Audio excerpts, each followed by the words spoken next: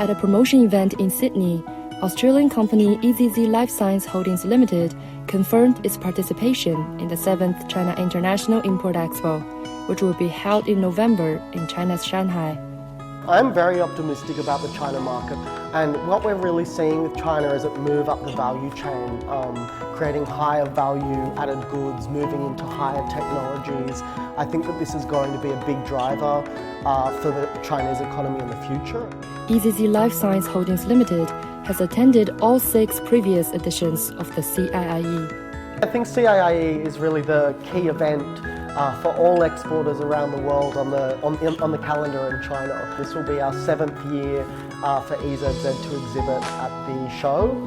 For us, it's a great opportunity to build brand awareness, to connect with new buyers, to meet our consumers, to get feedback on our products, and to really continually improve our products also. So it's a very important event for us.